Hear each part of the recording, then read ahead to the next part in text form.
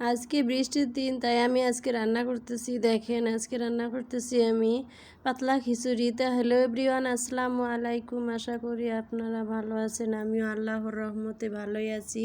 তো এখন দেখেন আমি মশলাগুলো কষায় নিলাম, আদা রসুন দিয়েছি, পেঁয়াজও বেটে দিয়েছি, সব কিছু দিয়ে কষিয়ে নিলাম। সবজি দিয়েছি, মানে পেঁপে দিলাম, দিলাম মিষ্টি কুমড়ো, আলু, ডাল সব কিছু একসাথে মানে সুন্দর মতো কষিয়ে নিতেছি। এর মধ্যে জিরের গুঁড়া, হলুদের গুঁড়া, মরিচের গুঁড়া সব কিছু দিয়ে একবারে ভালো মতো যেমন তরকারি কষা এইভাবে কষিয়ে নিতেছি।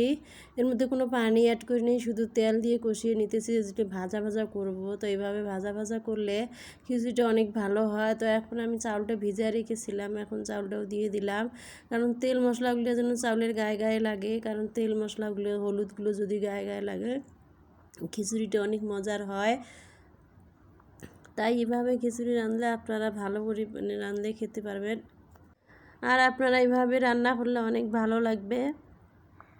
এখন দেখেন আমি গরম পানি দিয়েছি। তো গরম পানি দিয়ে দিলাম, টকবকে বলক উঠুক, কারণ আমি তো চালগুলো ভিজিয়ে রাখছিলাম। ওরা অন্যদিকে দেখেন আমাদের ছাদে কত পানি, আজ বৃষ্টির দিন, তাই পাতলা খিচুড়ি রান্না করতেছি। এই দেখেন জানলা দিয়ে দেখা যায় আমার পাকঘর থেকে ছাদ। তো এখন দেখেন খিচুড়িটা টকবকে বলক উঠেছে। এইভাবে বলক উঠলে সুন্দর মতন দেখেন তেলগুলো এক সাইডে এসেছে।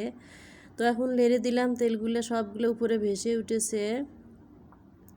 প্রায় 50% চাল সিদ্ধ হয়ে গিয়েছে। এখন আবার ঢেকে দিব, একটু কমে যাক, চালটা সিদ্ধ হয়ে যাক। এই দেখেন চালটা সিদ্ধ হয়ে গিয়েছে, মানে আর কিছু বাকি আছে। এখন একটু উল্টে পাল্টে দিব, না হলে তো তলায় লেগে যাবে।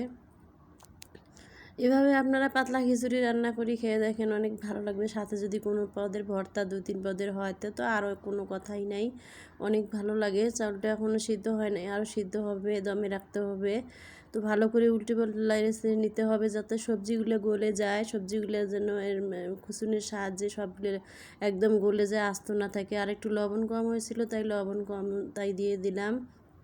এখন ভালো করে লেড়ে ছেড়ে ভালো করে সবজিগুলো গলাইতে হবে, আর খিচুড়িটা যাতে আঠালো আঠালো হয়, না হলে তো চাউল ছলা ছলা থাকলে খিচুড়ি মজা লাগবে না। যেহেতু পাতলা খিচুড়ি, গলা গলা খিচুড়ি হবে। তো এইভাবে এখন মানে এখনও হয় নাই, দেখেন আবার একটু দমে রাখলাম, যাতে চুলের আঁচটাও কমিয়ে দিলাম, দমে রাখলাম যাতে আরেকটু হোক ভালো করে। তো এখন দেখেন কমিয়ে গিয়েছে। এর মধ্যে এখন আমি লেড়ে ছেড়ে সুন্দর মতো ভালো করে লেড়ে ছেড়ে সব কিছু ভেঙে ভুঙে দিয়ে, তলায় যাতে না লাগে তার জন্য এভাবে লেড়ে ছেড়ে দিয়ে এখন আমি এর মধ্যে অ্যাড করব একটু ধনিয়া পাতা। এই যে ধনিয়া পাতা দিলাম, আর একটু জিরা মশলার গুঁড়া দিব, ভাজা জিরের গুঁড়া দিয়ে একটু উল্টে পাল্টে দিয়ে পরিবেশন করব। এইভাবে ভাজা জিরের গুঁড়োটা আর ধনিয়া পাতাটা দিলে অনেকটা ফ্লেভার আসে, খুব ভালো লাগে, আবার ঘ্রাণটাও অনেক সুন্দর হয়। তো এখন দেখেন আমি লেড়ে ছেড়ে নিতেছি, অনেক ভালোভাবে তল উপর করে নিতেছি যাতে তলায় লেগে না যায়।